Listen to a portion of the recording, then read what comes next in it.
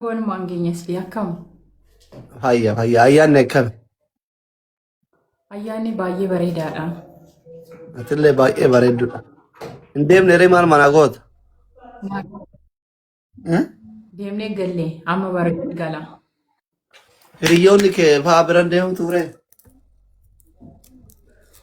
Kunoo anoo hiriyoota kiyya warra tiiktookii irra jira wajjin nan dabarsa jedheeni beektee warra biyya keessaa wal argineerra warra biyya alaa jiran warra biyya baqaa jiran warra biyya hambaa jiran isaan immoo beekii yoo nuti akkasii sinii jira akkamiin lubbuu jennu waliin jabeessine jedhee dhufe gama tiiktookiitiin.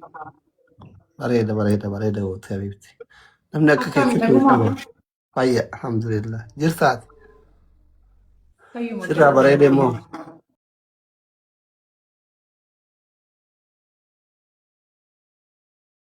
Rikaardiin kee cabee miire? Riikaardiin eenyu cabse? Gaafa si warqii mataa miilatti si fidanii dhufanii guyyaa lammataa tokko dhufee makiina beeyitti hulaa warraan dhaabne deengadda. Ani akka shawaatti riikaardiin kiyya qabamee kan jiru. Adeela rikaardiin kee akka Oromootti ture amma mucayyoo warra Wallaggaa akka gandaatti jira deebifte. Jechuun akkami beektaa haalli fuudhaa fi heerumaa akkuma godinaalee qubannaa uummata Oromootti garaagarummaa qabaa miteere. Amma duraanii gabbarsa Arsii jedhanii Kabaalee, kan Shawaa, kan Wallaggaa akkasuma akkasitti garaagarummaa mataa isaatiitti qabu.